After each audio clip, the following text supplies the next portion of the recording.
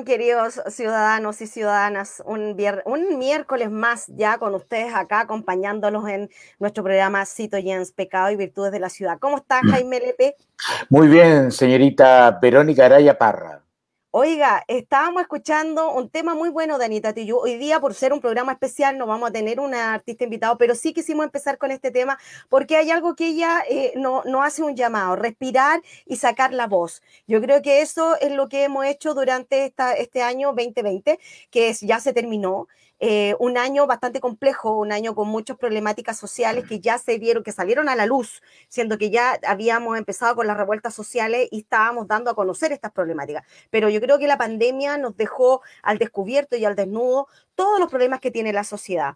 Te tengo que comentar como para que pongamos en el contexto, Jaime, que a partir del 18 de marzo del año recién pasado, comenzamos y estábamos en un periodo que se le llamó estado de catástrofe porque estábamos justamente ya a causa de este coronavirus. Te recuerdo que el primer caso de esta enfermedad llegó con un médico que vive en el sur de Chile, ¿cierto? Llegó él y empezó a expandirse este virus en todo nuestro país, y en la cual nos empezó a generar muchos problemas y también desde el punto de vista no solamente sanitario, sino también desde el punto de vista laboral. Y específicamente en el tema social, el tema de la vivienda, que creo que, acuérdate que nos pedían distanciamiento social y era bastante complejo en este país, siendo que nuestras viviendas sociales son bastante pequeñas. Bueno, entre eso y entre otras cosas más, porque también vamos a hablar de cultura, tenemos el programa del día de hoy. Sí, yo creo que es un programa donde no podemos dejar de poner en valor sobre la mesa para la reflexión, el debate, ¿no es cierto?, estos dos hitos que van a cruzar la historia del siglo XXI, claramente. El estallido social, el agote ciudadano respecto de un sistema que ya no daba para más, y por otro lado, este bicho que se nos instala desde China, ¿no es cierto?, como una importación, así que tuvo, ¿qué quiere que le diga? O sea, yo creo que ni Amazon hubiese sido posible haber distribuido también estos bichos, digamos, en todo el mundo, y tan rápido y tan efectivo, digamos. Así que esos son los dos temas y por supuesto, una vez que avanzó este virus, las ciudades empezaron a mostrar su flaqueza. Y para eso también vamos a estar conversando respecto a esta relación entre las pandemias y las ciudades. De las ¿Ya? ciudades. Así que también invitemos, ¿te parece? Invitemos inmediatamente a nuestro, digamos, la director que ponga aquí claramente a nuestros dos invitados. Estamos claramente con Nicolás Cifuentes Muñoz, virólogo y investigador docente de la Universidad Autónoma de Chile. Gracias, Nicolás, por estar con nosotros.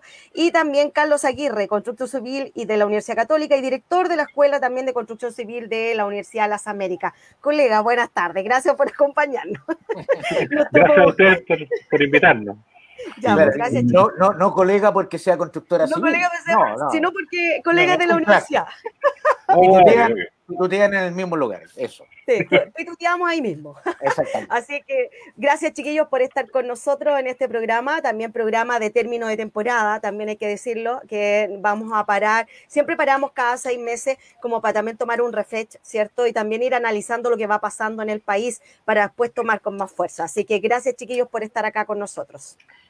Sí, yo creo que el gran tema que nos reúne y pensando un poco en este génesis y antes de entrar al mundo del virus, las vacunas y todo, es, Carlos, preguntarnos si en el pasado las ciudades tuvieron los mismos conflictos frente a las anteriores pandemias.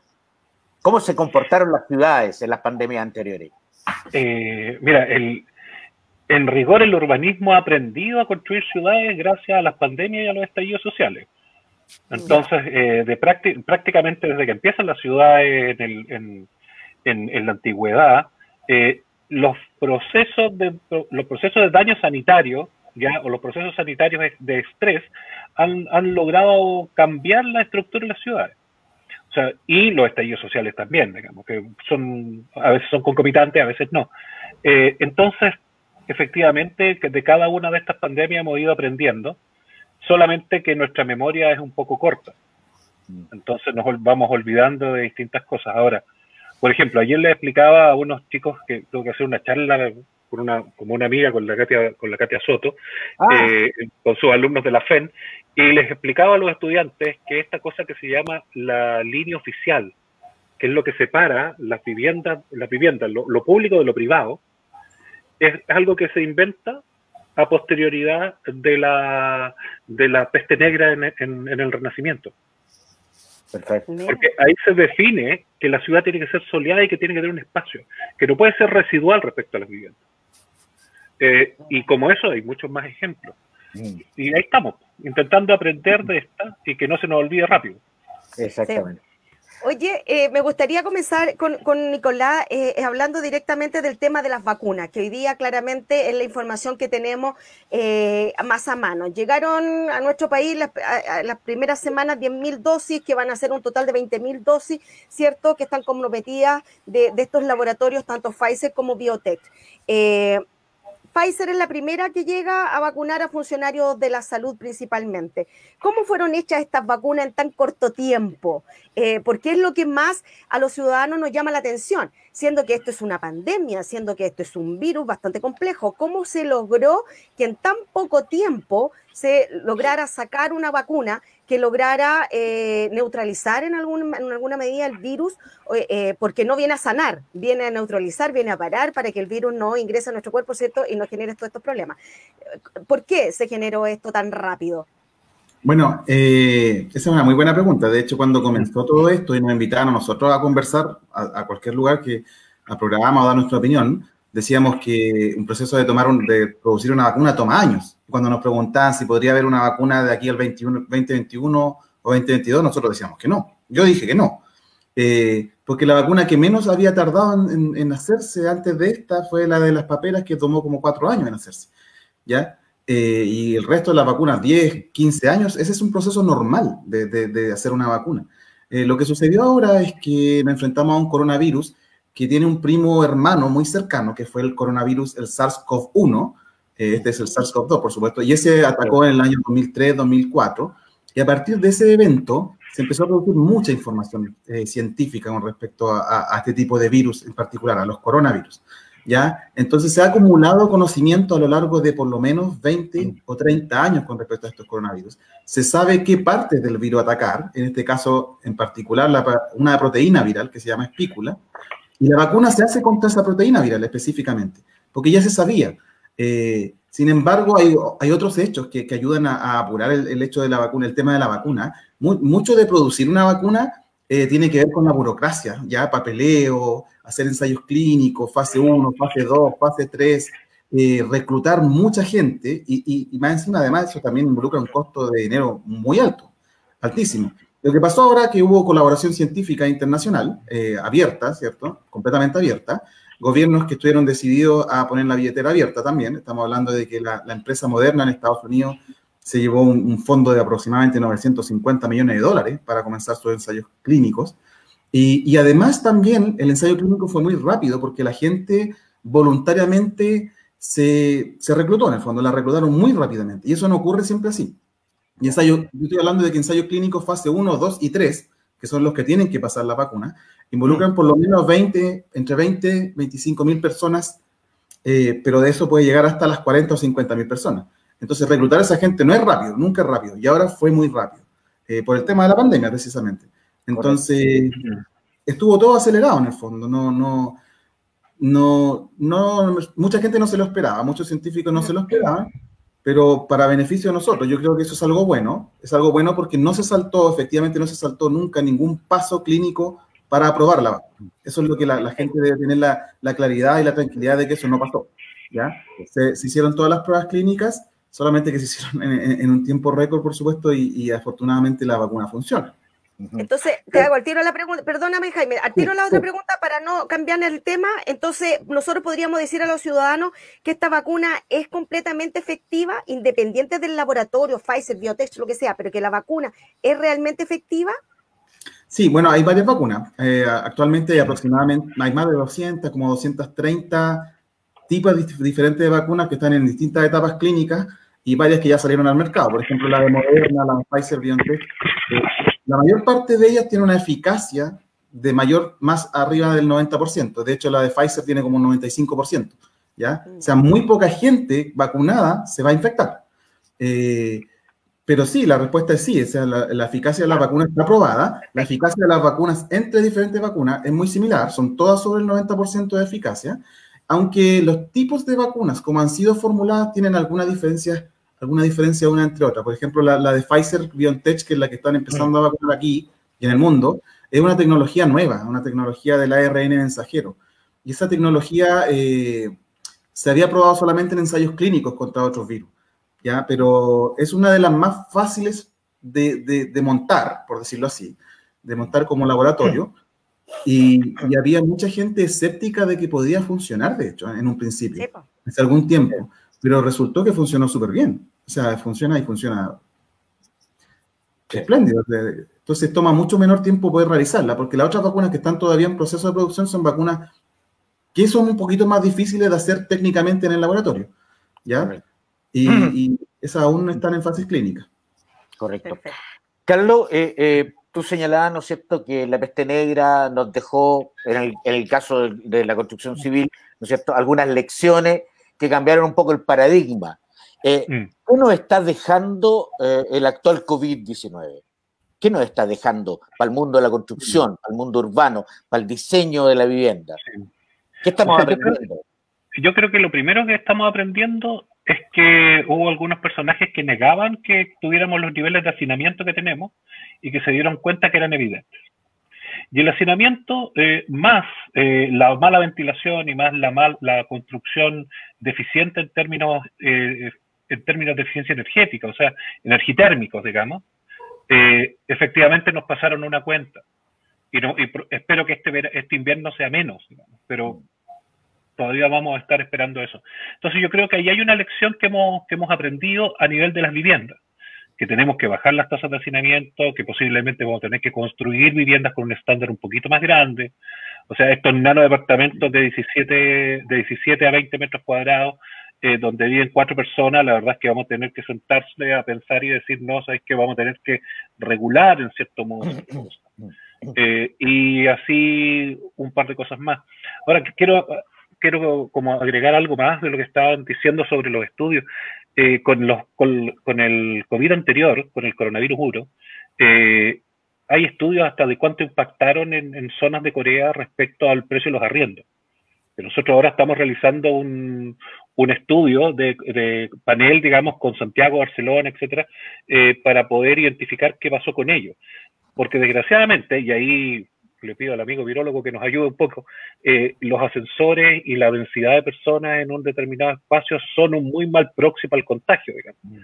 O sea, aumentan efectivamente el contagio. Entonces eso también nos lleva a decir de que vamos a necesitar tener ciertos límites a la densidad urbana si pensamos que esto nos va a ocurrir en 10 años más o nos va a ocurrir en 20 años más. Y bueno, y así otras cosas más. O sea, en el fondo también hay un tema asociado con las ventilaciones internas de la vivienda, hay un tema asociado con el material particulado dentro de las viviendas. En el caso, Carlos, perdona, Benito. Y en el caso, para que no se me vaya la idea, y en el caso entonces del sur, hay una mayor posibilidad, dado los fríos, los encierros, el tipo de calefacción, que en el caso del norte, por ejemplo. Yo creo que eso hay que estudiarlo más en detalle, pero lo que sí está claro es que si tenemos ambientes más contaminados interna y externamente, podríamos pensar que ahí vamos a tener mayor cantidad de contagios. Correcto. Nosotros empezamos ahora un muestreo en 15 días más, partimos un muestreo con algunas casas, algunas cosas que van a ser las primeras como secuenciadas de qué ocurre con estos factores, con la Katia, digamos, y con los amigos de la Católica. Entonces, claro, es como, estamos recién aprendiendo desde otras ciencias lo que está ocurriendo para allá, pero claro, miramos con muy buenos ojos todo lo que se produjo gracias al COVID-1 en Asia. Sí. Aquí lo que quería preguntarte recién era algo cuando tú me dijiste que aprendimos algo, pero en realidad yo ahí como que entro a cuestionar un poco de que si hemos aprendido algo o no de las otras pandemias, porque se habla de este concepto de vivienda digna, pero una vivienda digna entre comillas, porque todavía mantenemos construcción con material contaminante, ponte tú el asbesto, que nunca que todavía mantenemos viviendas con ese tipo de construcción. El tema de la estructura, que tiene que ver con el tema de la humedad, casas que se humedecen demasiado porque no están bien hechas. Sobre todo estoy hablando de viviendas sociales, que eso es peor, porque tenemos claro que la sociedad que se está más contaminando son los de clase media baja, que están viviendo en viviendas sociales, que no están bien construidas o que no han sido bien fiscalizadas y que están siendo aceptadas sus construcciones que son de muy mala calidad.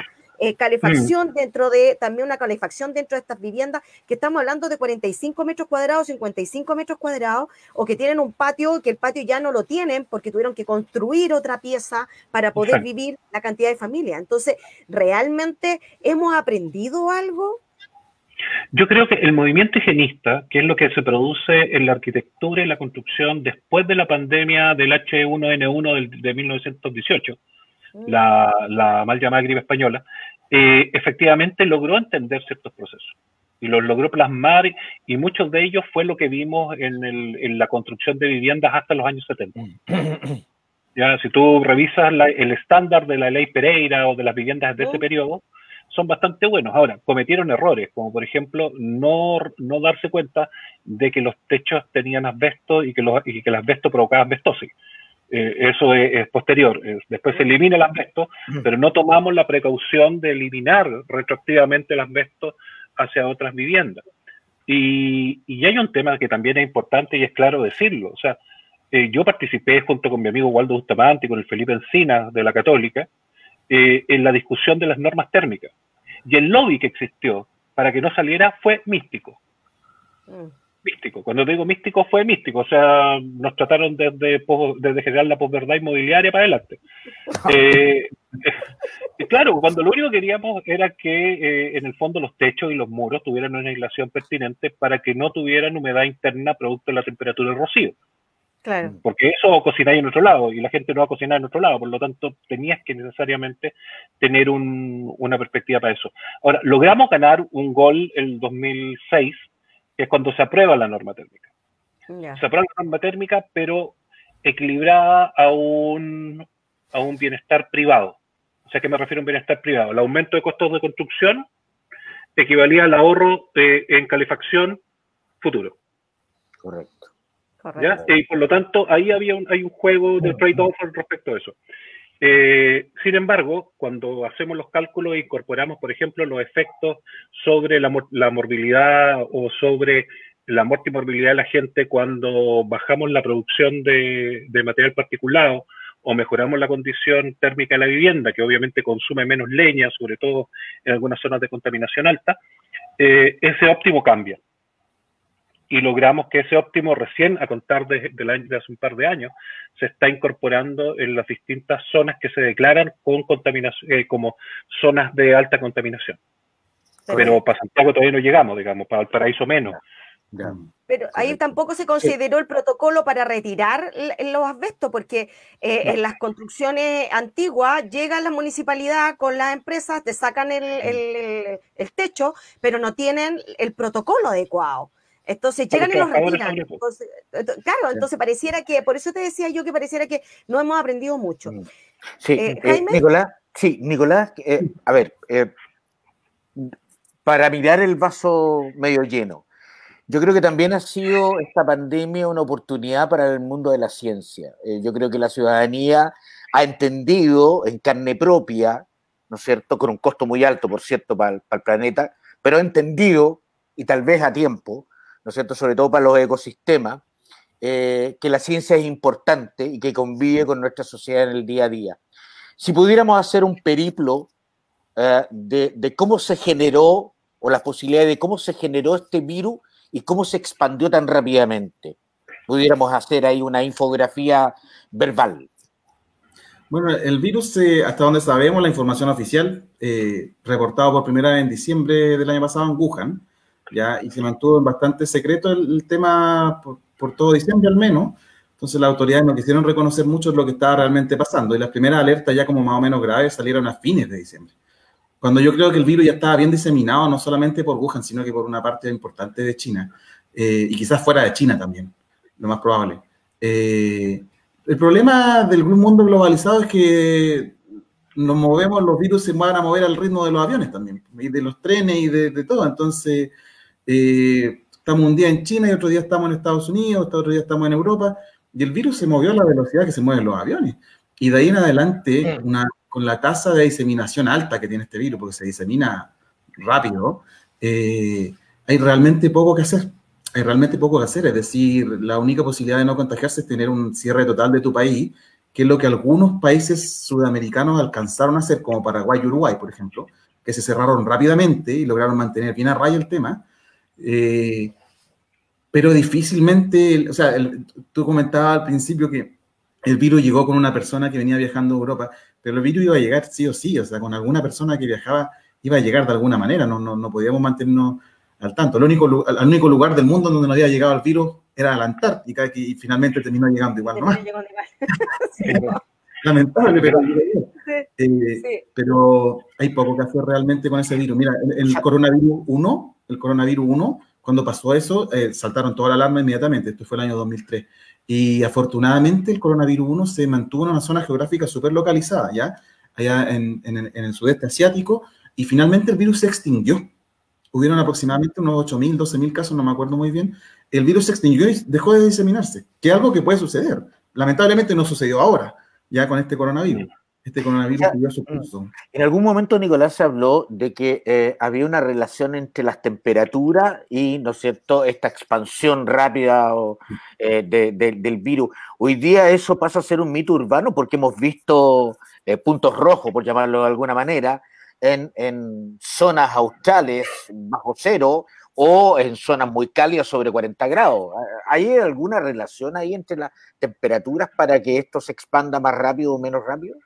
Yo creo que sí la hay, pero tiene más que ver quizás con un poco el estilo de vida durante verano e invierno. O sea, es decir, ahora nos juega a favor, en Santiago al menos, que la gente hace su vida más fuera de la casa que dentro de la casa, ¿ya? Y estando fuera de la casa es mucho más improbable poder contagiarse. Es decir, el virus es un virus que tiene mucha relación con, como decía ahí, con el hacinamiento en el fondo, con estar compartiendo en unos pasos, unos pocos metros cuadrados en un ambiente encerrado con otras personas. Si estamos afuera, es súper improbable. De hecho, a mí me llama la atención el tema de estar en la playa.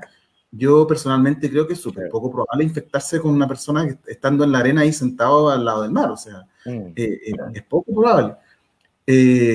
Pero de todas maneras, y los otros espacios muy cerrados, como decía Carlos, un ascensor, por ejemplo, en China se dio un caso de una persona hipercontagiadora, porque hay unos hipercontagiadores. Una persona se subió enferma, infectada con coronavirus, un ascensor en China, y después de que ella se subió, reconstruyeron toda la historia, infectó a 71 personas en ese ascensor. Ya, wow. No directamente, claro, ella dejó el virus por todo el ascensor. Claro, un ascensor, ¿cuánto piensa uno? ¿Cuánto tendrá un ascensor? ¿2 metros cuadrados? ¿A todo reventar? No lo sé. Sí. ¿Y eso quiere decir que entonces el metal, como se habló al principio, digamos, mantiene una cantidad importante de tiempo el virus ahí? Ya. O sea, una persona que se mete infectada en un ascensor deja rastro del virus en los botones del ascensor, en el metal, queda virus en el aire, que es lo peor, ¿cierto? Por varias horas, no por un ratito. Y si es una persona que tiene una muy alta carga viral, una hipercontagiadora, va a dejar demasiado virus. Entonces, perfectamente atendible que una persona pueda haber infectado a 71 otras personas. De hecho, Carlos mencionó algo delante, salió hace poco un artículo científico describiendo en edificios, se produjeron muchos contagios de personas que vivían en distintos pisos de un edificio, sin aparentemente haber estado conectados ellos con personas infectadas. Y se llegó a la conclusión, esto es lo que se propuso, de que el virus se transmitió a través de los ductos del aire, los que conectan los ventiladores de los baños, por ejemplo, a través de esos ductos logró pasar entre pisos el virus. Ahora, ahí hay un tema que es importante y tiene que ver con los sistemas de aire acondicionado. Los sistemas de aire acondicionado, los sistemas de evacuación y salida de aire, que son complejos. O sea, yo en estos momentos le tendría más miedo a entrar a una sala de clase, no por los alumnos, sino que por el sistema de aire acondicionado para el contagio. ¿Cachai? De hecho, trataría de no prenderlo, en términos formales. Entonces, es interesante ver cómo vamos a ir aprendiendo de este virus y cómo esto nos va a dejar lecciones para adelante. O sea, si uno revisa la historia, el 57 tuvimos un alza de una neumonía que está puesta en algunos libros, incluso en algunas biografías de algunos personajes notables, pero nos olvidamos de eso. Se nos fue en el inconsciente colectivo. Nos olvidamos incluso de la del 2000, la influenza del año 2009, es decir, como que poca gente se acuerda de lo que realmente pasó ese año. Sí. Nosotros en la universidad estábamos haciendo este año, lo dejamos, perdón, no este año, el año 2019, dejamos hecho una campaña de vacunación de la influenza. Estábamos muy preocupados por el tema. Mucha gente no se vacuna contra la influenza. Y dejamos hecho unos videos, unos afiches promocionales para liberarlo el año 2020. Y empieza el año 2020, la íbamos a liberar en marzo. Y pasa todo esto de la pandemia. Y resulta que la gente, con el susto que agarró, se fue a vacunar en masa contra la influenza. Por primera vez en la historia de Chile, se vacunan todos en marzo-abril. Se agotaron todas las dosis entre marzo y abril. Nosotros echábamos broma que nuestra campaña había sido súper exitosa, pero claramente ahora la vacuna de la influenza no te protege contra el coronavirus, pero la gente igual ¿cómo se llama? Se asustó en el fondo y fue a vacunarse contra esto. Se produjo un fenómeno muy, muy interesante, un fenómeno de convivencia entre distintos virus, por ejemplo. Como la gente se encerró mayormente, se empezó a usar la mascarilla, que era algo que nosotros era impensado. Cuando uno veía orientales usando mascarilla, era un poco como hasta ridículo, lo encontraba uno de repente. Subirse a un avión con una mascarilla. Lo que sucedió este año es que el coronavirus circuló prácticamente solo. El resto de los virus invernales desaparecieron. Desapareció la influenza, desapareció el metapneumovirus, desapareció el virus respiratorio sincicial, porque aquí cada invierno llega un batallón de virus, ¿ya? Y lo que sucedió es que este año circuló casi exclusivamente el coronavirus, y yo asumo que este año 2021 va a pasar algo más o menos parecido, porque en el fondo los otros virus son virus que se contagian ¿dónde? Se contagian los niños en el colegio, en el jardín infantil, y como este año se fueron en realidad todos para la casa, prácticamente los contagios se fueron a cero, y lo único que permanecía circulando realmente era el coronavirus. Perdóname, Jaime, que hay algo que llama la atención, justamente el hecho de estas agrupaciones que llaman a no vacunarse, que justamente estas agrupaciones que no están de acuerdo con las vacunas y que un poco menos la ponen en el paquete diciendo que esto es un tema empresarial de los laboratorios. ¿Cómo, porque, aparte de lo que tú me estabas explicando, que esto se revirtió de alguna manera, la gente sigue hablando de esto por esta vacuna del coronavirus y está haciendo llamados a no vacunarse? Como para ir finalizando, ¿qué podrías decir tú como experto desde el punto de vista de las vacunas? ¿Las vacunas son 100% seguras? Las vacunas son 100% seguras, a la gente se le tiene que dar la información, porque la gente está muy preocupada. Es una vacuna que salió rápido, y si los científicos te decían que no iba a salir tan rápido, y de repente sale, tienen derecho a asustarse, por supuesto. Entonces, hay efectos secundarios de las vacunas, pero esos efectos secundarios son los que cualquier otra vacuna tiene, es decir, va a haber hinchazón en el brazo, va a haber dolor muscular, probablemente dolor de cabeza, y en el peor de los casos puede haber mareo o cansancio. Ya, eso existen, están reportados en los ensayos clínicos. La gente tiene miedo de que la vacuna vaya a alterar su material genético, que me vaya a pasar una enfermedad súper grave, y eso realmente no está reportado. ¿Ya? Que vayamos a alterar el material genético de una persona, eso es imposible. La vacuna no hace eso, no tiene ninguna posibilidad.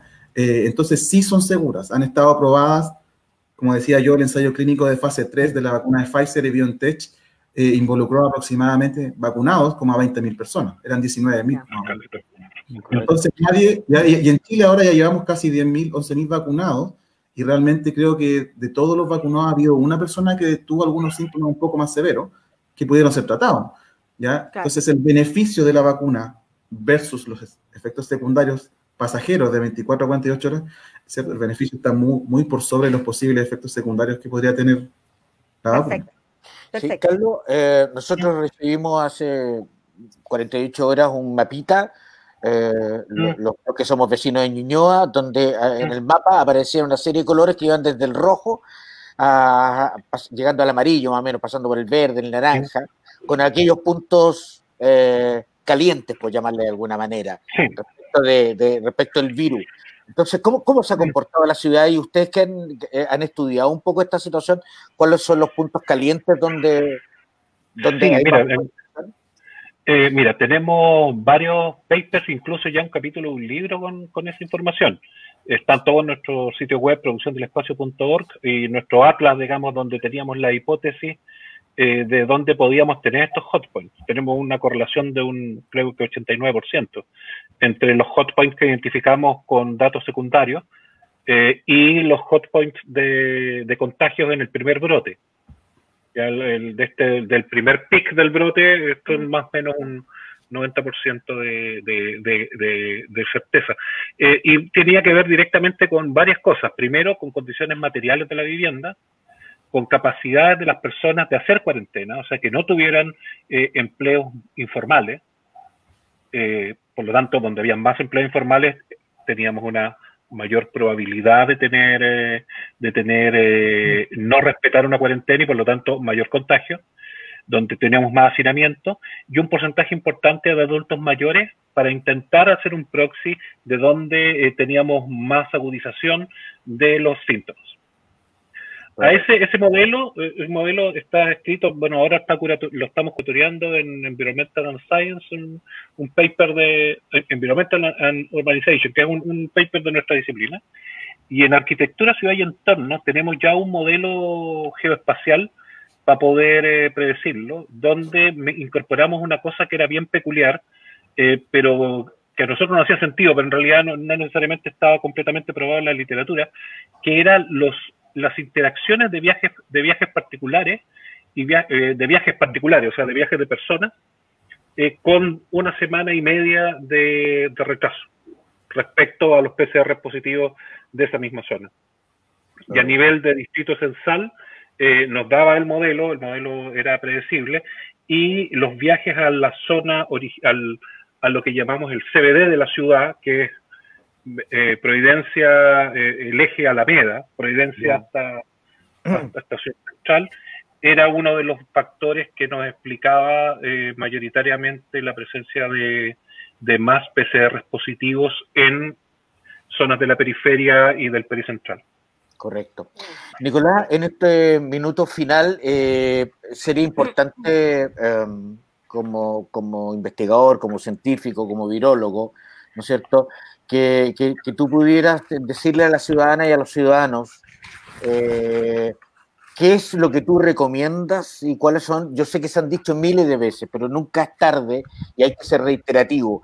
Y a lo mejor porque van apareciendo otro tipo de fenómenos también que ustedes van investigando y que hay que tener el cuidado. Ya incluso el mito de la edad se rompió hace rato, digamos, en que aparecían los millennials como superhéroes, digamos, a los cuales no les entraba este bicho, y resulta que no, que están cayendo como patos asados también. Ahora están cayendo. Segunda ola. Entonces, y además porque ya tenemos la lección de los españoles que después de su veranito vino el rebrote y quedó la crema, algo que estamos entrando nosotros ahora. ¿Cuál sería ese mensaje a la nación, Nicolás? Yo muchas veces me cuestiono tener que ser un poco pesimista, pero yo veo que este año, honestamente, no va a ser muy diferente del año pasado. ¿Ya?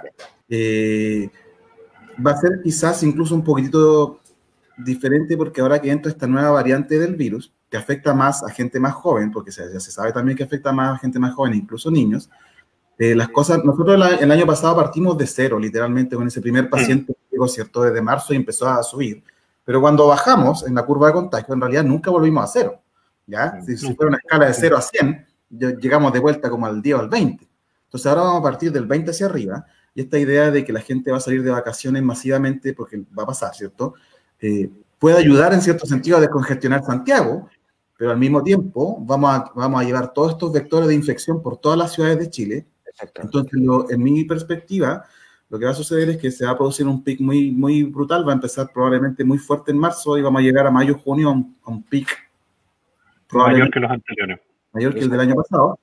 Y la recomendación, en ausencia de una vacunación masiva, que no va a suceder antes de la primera mitad del 2021, sí, perdón, siguen siendo las tres mismas desde un principio. Siguen siendo el lavado frecuente de manos, siguen siendo el distanciamiento físico de otras personas y el uso de la mascarilla. Y yo quiero andar en eso del tema del uso de la mascarilla porque me he dado algunas vueltas por mi barrio y la gente dejó de usar mascarilla. Sí, ¿ya? sí.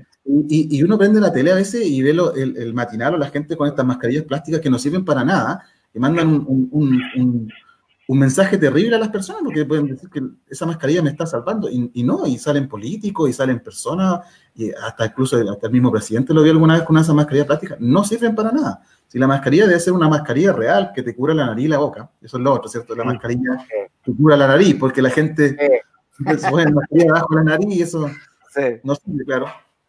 Entonces hay que reforzar las tres cosas principales desde un principio. Por favor, el uso de la mascarilla es la única forma. Tenemos que cuidarnos a nosotros mismos. Yo creo que ese es el mensaje principal, cuidar no solo a nuestros adultos mayores, a la gente que pueda estar más vulnerable, pero cuidarnos a nosotros mismos también. Este es algo que vamos a solucionar entre todos. Esto es súper... o salimos todos de esta, o si no, nos vamos a meter todos en el hoyo juntos. No vamos a tratar. Y para complementarlo de Nicolás, a nivel de vivienda, no prende el aire acondicionado, ventile, abra las ventanas para que entre sol, traten de no estar mucha gente junta en un espacio muy pequeño, y si se van a mover en transporte público, se van a mover en algún medio de transporte que sea cerrado, tomen las precauciones antes de entrar a su casa. Perfecto. Quería reforzar eso, como dice Carlos, la gente se quiere visitar, es obvio que las familias se quieren visitar, pero preferir estar en el patio. Estemos en el patio, estemos con cierta distancia, si se puede, ¿cierto? Si hay un patio, o afuera, por lo general. Pero el tema de compartir espacios cerrados es lo más terrible que se puede hacer. Correcto. Perfecto. Bueno, estábamos con Nicolás Cifuentes Muñoz, virólogo, ¿cierto? Y investigador docente de la Universidad Autónoma de Chile, Carlos Aguirre, constructor civil de la Universidad Católica. Gracias, chiquillos, por haber compartido con nosotros estos minutos en Cito Jens, Pecado, Virtud de Ciudad, en esta cierre de temporada. Así que, chiquillos, muchas gracias. Gracias a ustedes. Nos vemos, gracias a ustedes. Que estén bien. Chao. Chao. Ahí vamos a sacar. Déjeme sacar a Carlos aquí que me quieren ya, Carlos, chao.